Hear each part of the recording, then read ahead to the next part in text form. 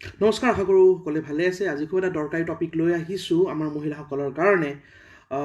এইটো হ'ল জৰায়ু টিউমাৰ। বহুত লোকে এই বিষয়ত মই আগতে মেছেজ যোগে জনাইছিলে বা কমেণ্টতো কৈছিলে যে জৰায়ু টিউমাৰ বা ইউটেৰাইন ফাইব্ৰইড বুলি আমি যাক জানো, বা ইউটেৰাইন মায়োমাছ বুলিও কোৱা হয়, বা ইউটেৰাইন ফাইব্ৰমায়োমাছ বুলি কোৱা হয়। তো এই বেমাৰটোৰ বিষয়ে আজি আলোচনা কৰিম। ইয়াৰ আচলতে ট্ৰিটমেণ্ট কেনেকুৱা, বা ই আমাক কেনেকুৱা ধৰণৰ প্ৰব্লেম আচলতে কৰিব পাৰে, বা ফাইব্ৰইড থকা লোকসকলে প্ৰেগনেঞ্চিত কিবা প্ৰব্লেম পায় নেকি। তো সেই বিষয়ত এটা আমি আলোচনা কৰিম। আৰু মই ডক্টৰ সন্দীপন শৰ্মা। আৰু যদি আপোনালোকে ভিডিঅ'টো ভাল পায়, প্লিজ ভিডিঅ'টো শ্বেয়াৰ কৰিব। কোৱা হয় যে বাই দ্য এজ অফ 50 বছৰৰ কাষলৈকে অলমষ্ট 70 to 80% মহিলাই কেতিয়াবা নহয় কেতিয়াবা আচলতে এই বেমাৰটোত ভোগে। ইমান আচলতে কমন, ইমান সাধাৰণ বেমাৰ এইটো। মানে কোৱা হয় যে আমি 10গৰাকী মহিলাৰ যদি আমি আল্ট্ৰাচাউণ্ড কৰোঁ, হয়তো 7ৰ পৰা 8জন মহিলাৰ আচলতে জৰায়ুতে হয়তো আমি এই টিউমাৰটো দেখা পাম। গতিকে এইটো ভয় খাব লগা একো নাই। এইটো আৰম্ভণিতে মই কৈ দিছোঁ, এইটো একেবাৰে বেনাইন আৰু এটা চিম্পল ডিজিজ হয়। এইটো জেনেৰেলি একো কমপ্লিকেশ্যন নকৰে। বহুত ৰেয়াৰলি হয়তো কিছু পাৰ্চেণ্টেজ লোকৰহে হয়তো শেষত গৈ তেওঁলোকে অপাৰেশ্যন বা জৰায়ুটো হয়তো ৰিমুভ কৰিব লগা হয়। বেছিভাগেই জেনেৰেলি কোনো ধৰণৰ ট্ৰিটমেণ্ট তেওঁলোকে ল'ব নালাগে। ইয়াত যিটো আমি ট্ৰিটমেণ্ট তেওঁলোকক জেনেৰেলি দিওঁ, আমি সেইটো ৱাটচফুল ৱেইটিং বুলি কওঁ, য'ত ডক্টৰজনে পেচেণ্টটোক ফ'ল' আপ কৰে আৰু এটা ইণ্টাৰভেলৰ মূৰে মূৰে পেচেণ্টৰ আল্ট্ৰাচাউণ্ড এখন কৰাই থাকে, আৰু সেই টিউমাৰটোৰ ছাইজটো মনিটৰ কৰি থাকে যে ডাঙৰ হৈছে নেকি, ছাইজটো বাঢ়িছে নেকি। আদাৰৱাইজ ইউটেৰাইন ফাইব্ৰইড যিটো আপোনালোকে আল্ট্ৰাচাউণ্ডত দেখে, এইটো একেবাৰে নন কেঞ্চাৰাছ টিউমাৰ। এইটো কেঞ্চাৰ নহয়, এইটো এটা সাধাৰণ টিউমাৰ। গতিকে মই বাৰে বাৰে কৈছোঁ, প্ৰায় 10গৰাকী মহিলাৰ 7ৰ পৰা 8গৰাকী মহিলাৰ পেটতে এইটো টিউমাৰ আমি পাব পাৰোঁ। এতিয়া কথাটো হ'ল, আমি কেনেকুৱা ধৰণৰ লক্ষণ দেখিম। প্ৰথম কথাটো হ'ল, বেছিভাগ লোকে একো ধৰণৰ লক্ষণ দেখা নাপায়। সেইকাৰণে বহুতে গমেই নাপায় তেওঁলোকৰ পেটত যে ইউটেৰাছত এই টিউমাৰটো আছে। বহুত লোকে গম নাপায়। তেওঁলোকে হয়তো কেতিয়াবা ওপৰ পেটৰ কিবা বিষৰ কাৰণে বা গেছৰ কাৰণে আল্ট্ৰাচাউণ্ড কৰিবও যায়, হয়তো লিভাৰত ফেটছ ধৰা পৰে, হয়তো গলব্লাডাৰ পাথৰ ধৰা পৰে। লগতে এটা 3 নম্বৰ লাইনত হয়তো তেওঁলোকে লিখি দিয়ে ডক্টৰজনে যে জৰায়ুটো এটা টিউমাৰ আছে। আৰু বেছিভাগ ডক্টৰে এইটো আপোনালোক কৈয়ে পঠায় যে এইটোক লৈ চিন্তা কৰিব লগা একো কথা নাই, এতিয়া মেইন বেমাৰ আপোনাৰ গলব্লাডাৰ পাথৰটো বা কিডনী ষ্টোনটো। তো মানুহে বেলেগ এটা কাৰণত আল্ট্ৰাচাউণ্ডটো কৰিব যায়, কিন্তু আল্টিমেটলি সেই ইউটেৰাছৰ টিউমাৰটো ধৰা পৰে। কাৰণ ইউটেৰাছৰ টিউমাৰটো জেনেৰেলি কোনো ধৰণৰ লক্ষণ দেখা নিদিয়ে। যদি লক্ষণ দেখা দিয়ে, কেনেকুৱা ধৰণৰ লক্ষণ হয়, নেক্সট প্ৰশ্নটো এইটো। লক্ষণবোৰ এনেকুৱা হয়, যিসকল লোকৰ লক্ষণ দেখা দিয়ে, এটা হ'ল কি হেভি ব্লিডিং। খুব বেছি ব্লিডিং হ'ব পাৰে মাহেকীয়া হোৱাৰ সময়ত। মাহেকীয়াৰ টাইমটো ইফাল সিফাল হ'ব পাৰে। মাহেকীয়া হোৱাৰ সময়ত খুব বেছি তলপেটৰ বিষ হ'ব পাৰে। তলপেটটোৰ গধুৰ বা ওজন যেন লাগিব পাৰে। যদি টিউমাৰটো ডাঙৰ হয়, ইউটেৰাছৰ ভিতৰত ওজনটো বাঢ়ি যায়, ফলত আপোনাৰ তলপেটটো গধুৰ লাগিব পাৰে।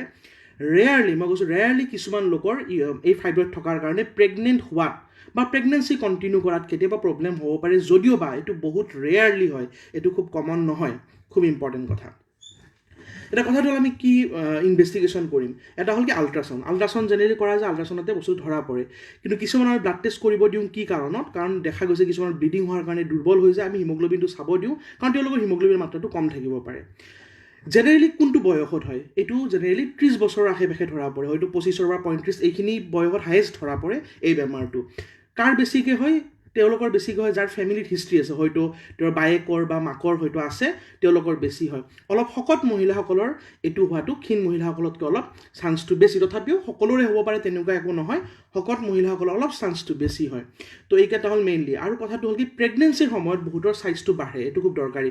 কিয় বাঢ়ে? এই টিউমাৰবোৰ জেনেৰেলি হৰম'ন ডিপেণ্ডেণ্ট হয়। গতিকে প্ৰেগনেঞ্চিৰ সময়ত আমাৰ হৰম'ন ইষ্ট্ৰজেন, প্ৰজেষ্ট্ৰন এইবিলাক বাঢ়ি যায়, যিটোৰ কাৰণে প্ৰেগনেঞ্চিৰ সময়ত আগতে হয়তো প্ৰেগনেঞ্চিৰ আগত ইমানেই সৰু আছিল যে ধৰা পৰা নাছিল আল্ট্ৰাচাউণ্ডত, কিন্তু প্ৰেগনেঞ্চিৰ হোৱাৰ লগে লগে কেতিয়াবা এই ফাইব্ৰইডবোৰ ধৰা পৰে। তো প্ৰেগনেঞ্চি ফেমিলিত যদি কাৰোবাৰ হিষ্ট্ৰী থাকে যে আৰু ফাইব্ৰইড থকা লোক থাকে, লগতে বয়স 30 বছৰ আশে পাশে, এইখিনি সময়ত আচলতে ইউটেৰাইন ফাইব্ৰইড বেছিকৈ ধৰা পৰে।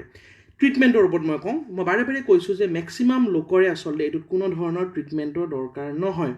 ট্ৰিটমেণ্ট আমি কি ট্ৰিটমেণ্ট কৰিম, কিহৰ ওপৰত ডিপেণ্ড কৰে, যে পেচেণ্টটোৰ চিমটম আছে নেকি, লক্ষণ আছে নেকি, লক্ষণবোৰ বেছি নে কম লক্ষণবোৰ আমি মেডিচিনেদি মেনেজ কৰিব পাৰোঁ নে নোৱাৰোঁ। নাম্বাৰ 2, ইউটেৰাছ এই টিউমাৰটোৰ ছাইজটো কিমান ডাঙৰ, যিহেতু 5 ইঞ্চিতকৈ, ধৰক অলমষ্ট 10 চেণ্টিমিটাৰ 12 চেণ্টিমিটাৰতকৈ কম নে তাতকৈ বেছি, এটা আছে নে মাল্টিপুল আছে, টিউমাৰ এটা আছে নে কেইবাটাও আছে, আৰু টিউমাৰটো ক'ত আছে, কোন জেগাত আছে।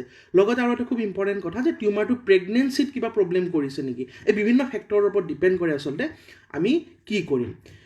মেক্সিমাম লোকক কনজাৰভেটিভ মেনেজমেণ্ট কৰা যায় তেওঁলোকক ব্লিডিং হ'লে কেতিয়াবা ব্লিডিঙৰ কাৰণে ট্ৰেনেক্সেমিক এচিড পিল একোটা খাব দিয়া যায় আৰু যদি মাহেকীয়াৰ সময়ত তেওঁলোকৰ পেইন হয় হয়তো পেইন কিলাৰ খাব দিয়া যায় আৰু তেওঁলোকক মনিটৰ কৰা যায় যে এটা ইণ্টাৰভেলৰ মূৰে মূৰে তেওঁলোকক আল্ট্ৰাচাউণ্ড এখন কৰিব দিয়া যায় যদি টিউমাৰটো বহুত বেছি ডাঙৰ হৈছে বহুত বেছি চিমটম বহুত বেছি পেইন হৈছে তাৰপিছত হয়তো মানে বহুত বেছি ব্লিডিং হৈ আছে যিটো মেডিচিনেৰে ঠিক কৰিব পৰা নাই হয়তো হৰমনেল ট্ৰিটমেণ্ট পৰ্যন্ত দিয়া গৈছে কিন্তু টিউমাৰটো মানে সৰু হোৱা নাই তেতিয়া কেতিয়াবা আমি মায়োমেক্টমি কৰিব দিব পাৰোঁ মায়োমেক্টমি যেতিয়া ইউটেৰাছৰ পৰা টিউমাৰটো গুচোৱা হয় কিন্তু মায়োমেক্টমি কৰিলে কি হয় 30 to 40% লোকৰ আৰু মহিলাৰ আৰু পুনৰ এইটো দেখা দিয়াৰ চান্স থাকে তো পাৰ্মানেণ্ট ট্ৰিটমেণ্ট এইটো হ'ল যে আমি ইউটেৰাছটো ৰিমুভ কৰোঁ যাক আমি হিষ্ট্ৰেক্টমি কৰা বুলি কওঁ হিষ্ট্ৰেক্টমি 3 ধৰণৰ কৰিব পৰা যায় এটা হ'ল পেটত মানে কাটি পেলাই যিটো এবডমিনেল হিষ্ট্ৰেক্টমি কৰা যায় এটা তলফালেৰে কৰা যাক ভেজাইনেল হিষ্ট্ৰেক্টমি বুলি কোৱা হয় আৰু এটা লেপাৰস্কোপিক হিষ্ট্ৰেক্টমি আমি কৰিব পাৰোঁ কিন্তু মই বাৰে বাৰে কৈছোঁ এইটো ৰেয়াৰলি হয়তো মানে ক'ৰবাত এটা ভেৰি ফিউ পাৰ্চেণ্টেজ অফ মহিলাৰ এইটো কৰিব লগা হয় মেক্সিমামৰ একো কৰিব লগা নহয় মায়োমেক্টমিক তেতিয়া কৰোঁ যেতিয়া হয়তো ফিমেলগৰাকী হয়তো প্ৰেগনেণ্ট হোৱাৰ মানে তেওঁৰ ইচ্ছা আছে বা তেওঁৰ ফেমিলিটো কমপ্লিট হোৱা নাই গতিকে আমি জৰায়ুটো ৰিমুভ কৰি দিব নোৱাৰোঁ কাৰণ জৰায়ুটো ৰিমুভ কৰি দিয়াৰ লগে লগে ফিউচাৰতটো প্ৰেগনেণ্ট হ'ব নোৱাৰে তেওঁলোকৰ সোনকালে মেনপজ হৈ যাব তো তেনেকুৱা ক্ষেত্ৰত আমি মায়োমেক্টমিটো প্ৰিফাৰ কৰোঁ হিষ্ট্ৰেক্টমি আমি কৰিব নোৱাৰোঁ তো এইখিনি কথা আৰু নতুন কিছুমান ট্ৰিটমেণ্ট থেৰাপি আছে ৰেডিঅ' ফ্ৰিকুৱেঞ্চি এবলেশ্যন বুলি কয় ফ'কাছ আল্ট্ৰাচাউণ্ড চাৰ্জাৰী বুলি কয় এইবিলাক লাহে লাহে নতুন কিছুমান চাৰ্জাৰীও আহি আছে তো মেইন কথাটো এইটোৱে যে জেনেৰেলি আৰু নেক্সট কথাটো হ'ল যিসকল লোকক আমি মানে 40-35 ইয়াৰ্ছ হৈছে তেওঁলোকক আমি কওঁ যে যেতিয়া আপোনালোকৰ মাহেকীয়াটো বন্ধ হ'ব কাৰণ মেক্সিমাম লোকৰ 45 মান এজত 45 ইয়াৰ্ছত বয়সত মানে মেনপজ হয় মাহেকীয়াটো বন্ধ হৈ যায় মাহেকীয়াটো বন্ধ হোৱাৰ লগে লগে মেক্সিমাম এই টিউমাৰবিলাক নিজে নিজে সৰু হৈ যায় ডক্টৰে সেইকাৰণে আপোনাক কৈ পঠায় যে আপোনালোকে ৰখি থাকক যিহেতু বেছি লক্ষণ দেখুওৱা নাই এই টিউমাৰটো আপোনাক প্ৰব্লেম নকৰে মাহেকীয়া যেতিয়া আপোনাৰ বন্ধ হ'ব অট'মেটিকেলি টিউমাৰটো সৰু হৈ যাব কিয় সৰু হৈ যাব মই আগতেও কৈছোঁ এই টিউমাৰবোৰ জৰায়ুত হোৱা এই ফাইব্ৰইডবোৰ হৰম'ন ডিপেণ্ডেণ্ট হয় আৰু মাহেকীয়া বন্ধ হোৱাৰ লগে লগে আপোনাৰ শৰীৰত ইষ্ট্ৰজেন প্ৰজেষ্ট্ৰন এই হৰম'নবোৰ লাহে লাহে কমি আহে যাৰ ফলত এই টিউমাৰটো আচলতে সৰু হৈ যায় নিজে নিজে গতিকে এইটো এটা ইম্পৰ্টেণ্ট গতিকে এইটো নিজে নিজে ভাল হৈ যায় এটা সময়ত গতিকে খুব বেছি চিমটম নাথাকিলে আৰু একো ধৰণৰ প্ৰব্লেম যদি নকৰে এইটো জেনেৰেলি অপাৰেশ্যন কৰা নাযায় ধন্যবাদ আশা কৰিছোঁ ভিডিঅ'টো আপোনাৰ ভাল পাইছে আৰু যদি ভাল পাইছে প্লিজ ভিডিঅ'টো শ্বেয়াৰ কৰিব